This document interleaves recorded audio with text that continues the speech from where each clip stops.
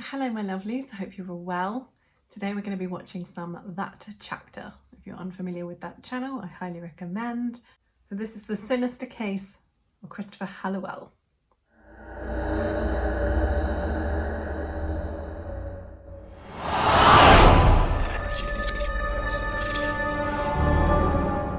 Okay, grab yourselves a drink. I have myself a lovely cup of English breakfast tea and let's watch That Chapter.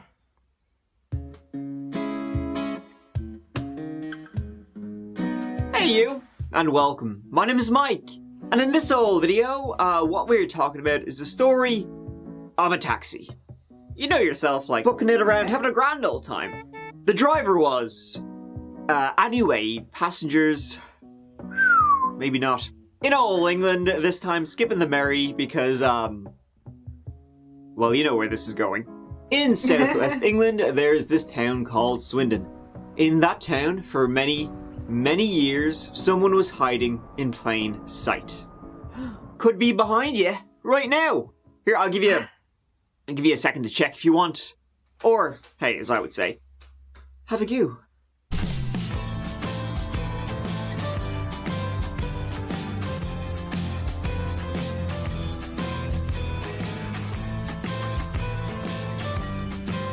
So let's check out Swindon and all the myriad things it has to offer, right? Start licking your chops because you know it's going to be good.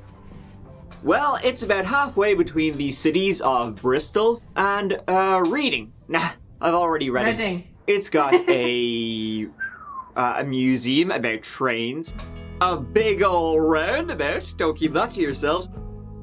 Holy shit, everybody! The tourism office. In the greater Swindon area, about 200,000 people live there. Why? From just reading some boards and stuff, people writing about Swindon, it seems just fine. It's a pretty featureless town, but around it is some very beautiful countryside. In Swindon, there's a nightclub, Suju be its name, or was its name, it's since been changed. It's located on High Street, opposite a Domino's and a kebab shop. Bon appetit. So if you were to go clubbing in Suju, you might have a great old...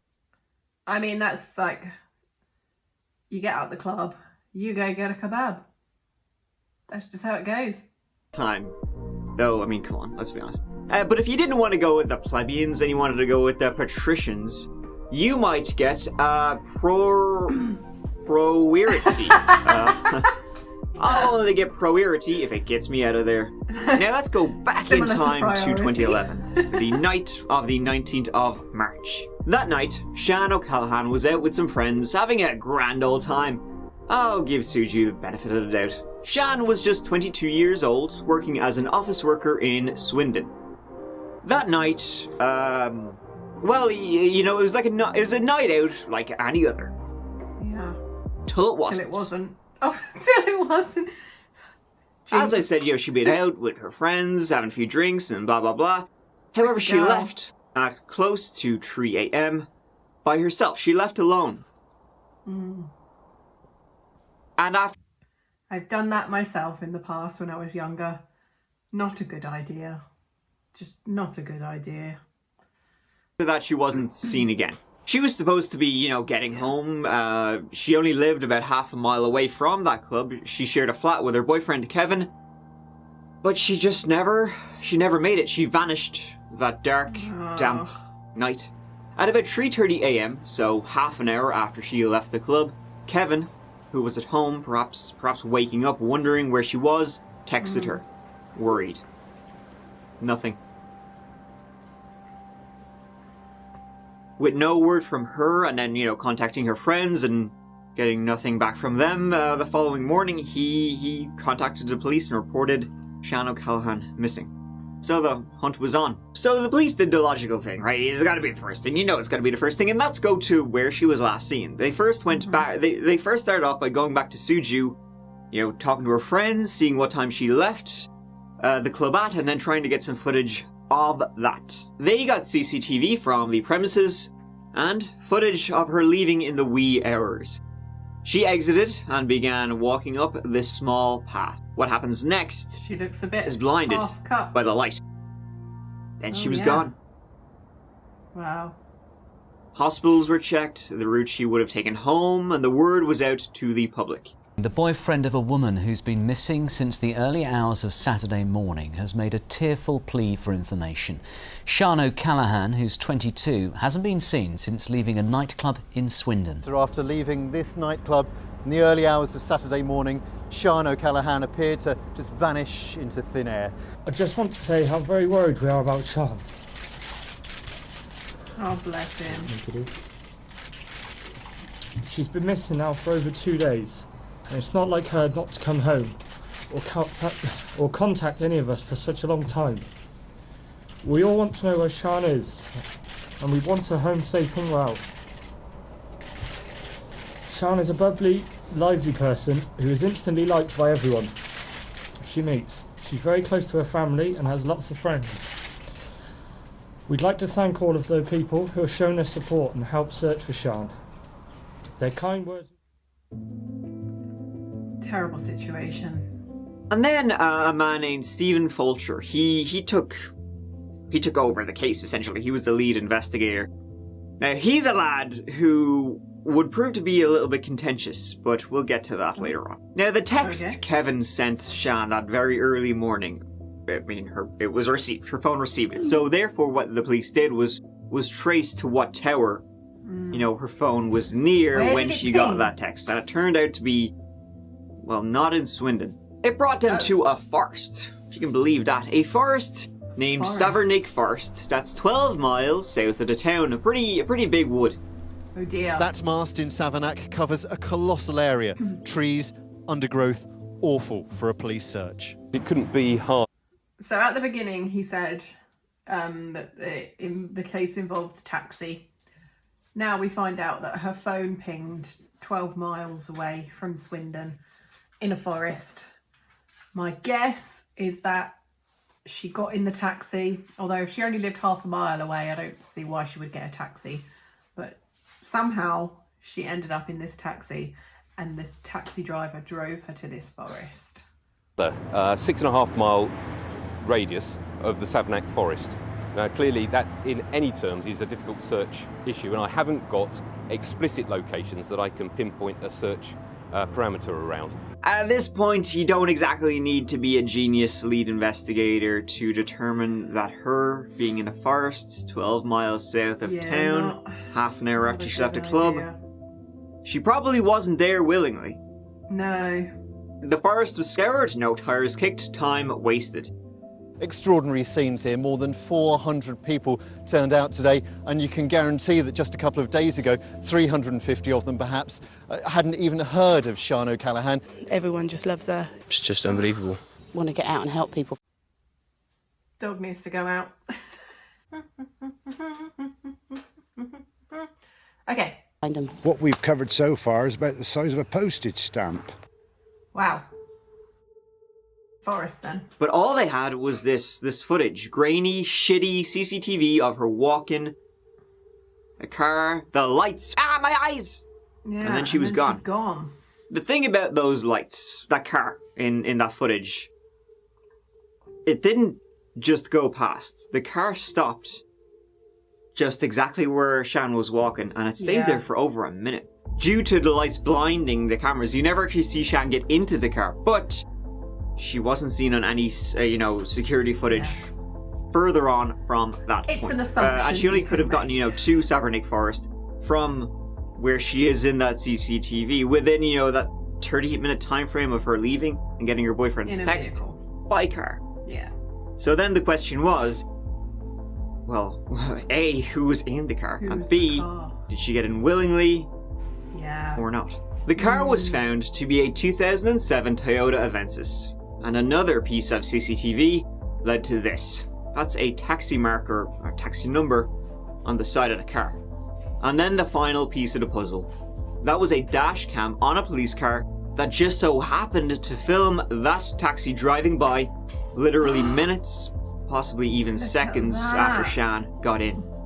And that gave them the license plate. and it gave them When two come together, we can create beauty without harming what is beautiful. a name. 47-year-old Christopher Halliwell. A guy who, he doesn't look like a serial killer at all. Such kind eyes. So who, Christopher Halliwell was a local Swindonian, a taxi driver. He was dating a woman named Heather, Heather, and he had 3 children. Professionally, he drove people around in his little taxi. Unprofessionally, he was a burglar who had spent time in prison in the 80s. He was born in Swindon before being brought up in Scotland. Brought up by a very abusive and sadistic woman. Bummer. And he would, do the things like pull the wings off a butterfly. The kind of early signs that he's gonna grow up and be not normal. Yeah. Then he returned to Swindon as a young fella and got married in the early 90s to a woman named Lisa. He worked as a window cleaner, a builder, burglar, and driver. And his hobbies included fishing and sex workers. He was a bit of a fiend and aficionado, if you will. A purveyor of goods for the red light district in Swindon. In 2005, he said to Lisa, his wife, "I've had enough of you." And he moved in with her neighbour, Heather, just a couple of houses down the road. So, it's kind of handy for him, really. He didn't move. He didn't have to go easy. far. One of the things they found out about this Chrissy over here when they were doing their inquiries about him was that at about 1:30 a.m. on the night of the 19th of March 2011, he had signed out, from the taxi company or whatever. So he was just driving around Swindon for an hour and a half before he picked up Sian O'Callaghan. He had just been looking for anyone, pray. Do you know, that really reminds me of the Sarah Everard case with the off-duty police officer who was just driving around London looking for somebody to pick up. Very similar situation. The police began following him. So what Stephen Fulcher did then was very, very smart. He started releasing more and more information to the media. But what he started doing was we're narrowing down where we believe Sian O'Callaghan is. We're getting more specific information from her mobile phone, signature or whatever. And he started, naming places which he thought would be likely burying grounds. The idea was that they were trailing Christopher Halliwell, and they hoped that he might panic, upon hearing this on the radio or whatever, and try and move her body. Yeah. Got him. There's been a new lead. They do believe that she was driven 12 miles south from the old town of Swindon to the Savernake Forest area. Did it work? No. What Christopher did instead, once he started hearing about this, that they might be closing in on the body, with the police trailing him, covert-like, he drove to a chemist's and he just bought a whole shit ton of pills. The police then saw this and were like, well, that's enough to go sleep forever amount of pills. So they contacted Steve Fulcher. Were like, he looks like he might just fucking try to kill himself. So Steve Fulcher was like, okay, arrest him, get him right now. I guess they would like to speak to him, ideally, alive. Pre-death. Something then that was a little contentious, as I mentioned up top, was that Stephen Fulcher, lead investigator, he asked the arresting officers to not bring Christopher to the police station, but instead bring him to the area around Savernake Forest. Christopher should have been booked in, done all this stuff, due process, get a solicitor, a lawyer, all that kind of shit.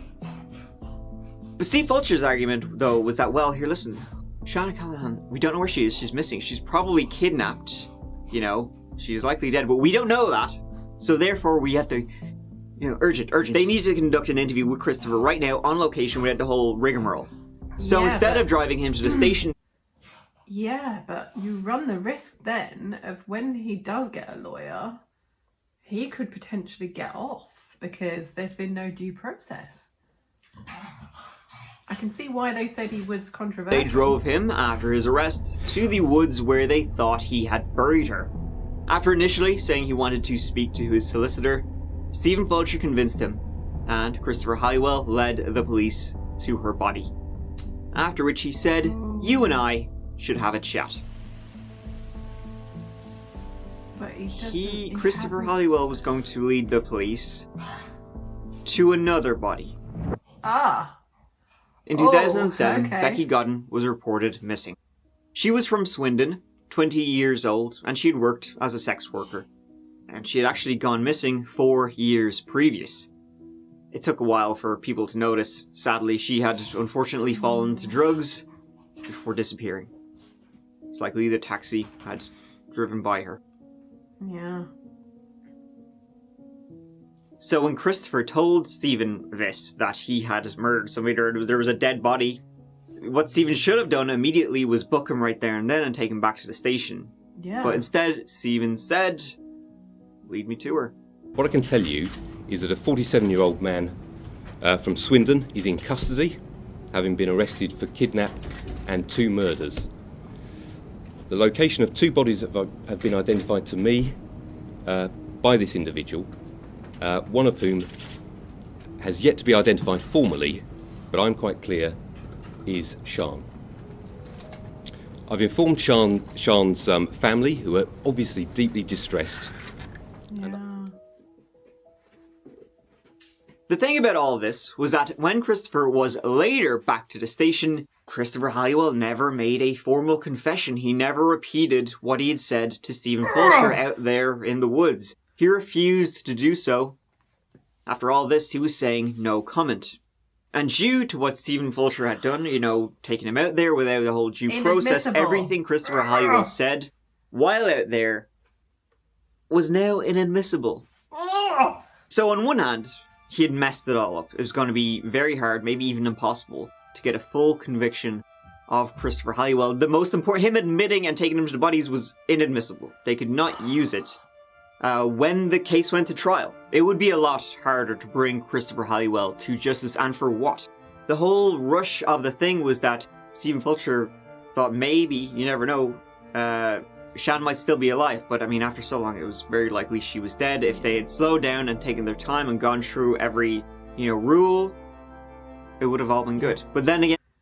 Because as shitty as it is, defence lawyers will use whatever they can to get their client off. Hi. And I don't know. Could you defend somebody like that when you know they have led the police to 2 bodies and you're going to get them off and get them free? Could you do it? I couldn't. They may never have gotten the confession in the first place. So that was one argument that was used against Stephen Fulcher, was that, like, for what? Now he might somehow evade justice. But on the other hand, he returned 2 daughters to their families. Yeah.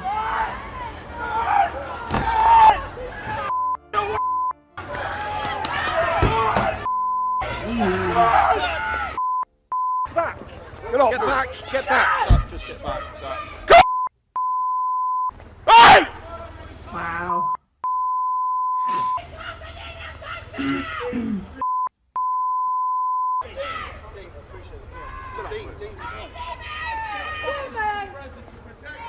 They found more evidence that meant his admissions became valuable. Sian's blood was found in Christopher Halliwell's taxi, and his DNA was on her body. Oh. But the charges of Thank murder Christ for for that. Becky Godden, that was going to be dropped. Other than his confession, which was now inadmissible, they had nothing. Christopher later pleaded guilty to the murder of Sian O'Callaghan. He was sentenced to life in prison. That's a minimum of 25 years. The police, the court clerk and the chair of the magistrates himself had asked them to stay calm and let the legal process take its course. But the strength of feeling is etched on people's faces here. Yeah. Hey, taxi drivers, we love you still. We got respect for you. You're real. There was a spontaneous round of applause for the taxi drivers who had turned out to show their support. But then the police outriders formed up and the van carrying Mr. Halliwell moved forward. A mob would have torn him apart if they got the chance. They would have torn him apart. And can you blame them? That's one. But there could be many, many more. Yeah. Years later, the case of Becky Godden was reopened, and Christopher was interviewed about it. Christopher thought, well, I'm hot shit. Just shit. But he was thinking, balls in my court. And you know what? I'll tell you everything you need to know about what happened to Becky Godden. If we just make it a little dealio that you guys just leave me the shit alone and don't ever ask me about any other wink wink future murders which may wink wink come up. I don't want to talk about murder cases again. Ever. I'll get charged with this and I'm found guilty. I'll get natural. I mean, not being found 50 now, but 25 years to go. So chances aren't looking good as it is.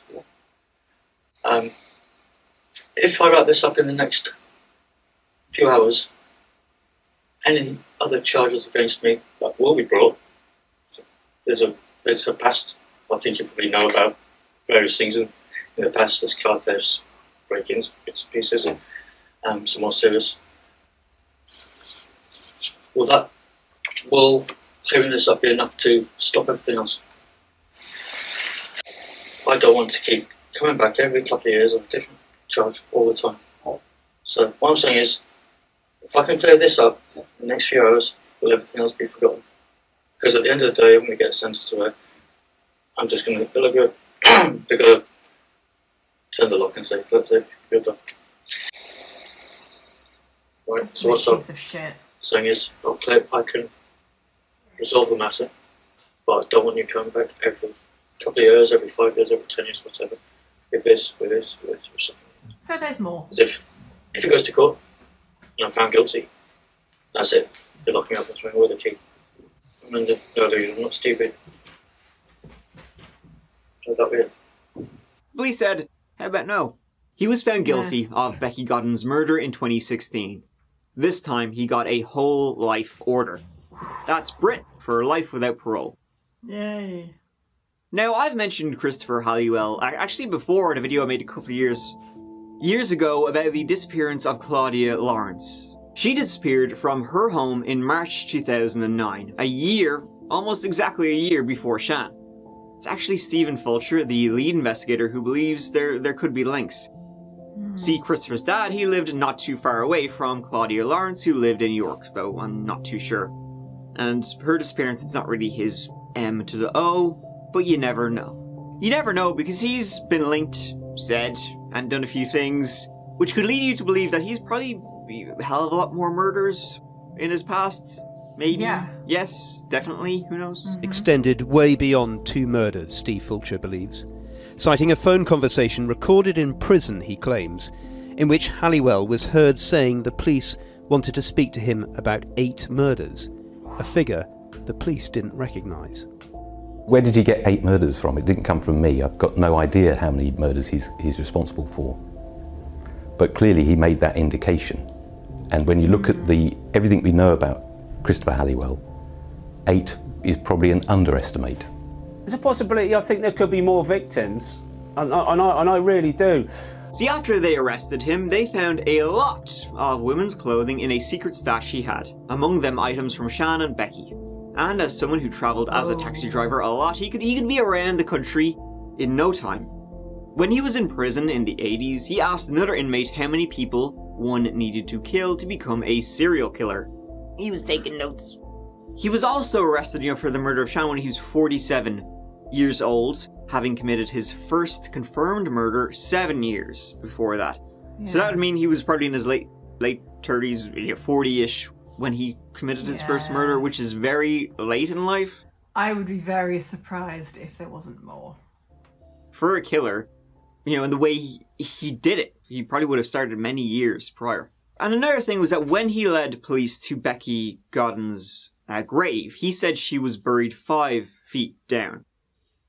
But when they dug her, she was only buried a couple of inches below the soil. Mm-hmm. So then they started thinking, it was like, wait, did you just get confused with another grave? Yeah. He's also drawn some maps. They've never really been released. He likely thought Shan was a sex worker, like Becky was. So how many others did he go after? You don't just drive around for 90 minutes because you suddenly get the urge to kill, having not done it for almost a decade. He was a predator, and predators don't stop. Another book, written by a retired police detective, says he could be linked to over 27 murders. Wow, 27! Why not a million? I think that's maybe pushing it a bit, because that would make him probably one of the most prolific killers in British history. It would. But a lot more. Yeah, sure. Yeah. And there you have it. A creepy as hell looking possible serial killer, but definite sack of shit, Christopher Halliwell. Sad story. Pure predator. Nothing but. Stephen Fulcher later resigned after being, well, shit-canned for breaking guidelines. Halliwell, however, can't resign out of life in prison. You know, I've covered a good few, I would say, stories of British and English killers and criminals and that sort of thing. One thing I've just noticed about them all, they all look like serial killers. Shout out to That Chapter. If you're not subscribed to him, I highly recommend, because he makes very, very good videos. And subscribe to me as well. I hope you enjoyed that video. I'll see you very soon.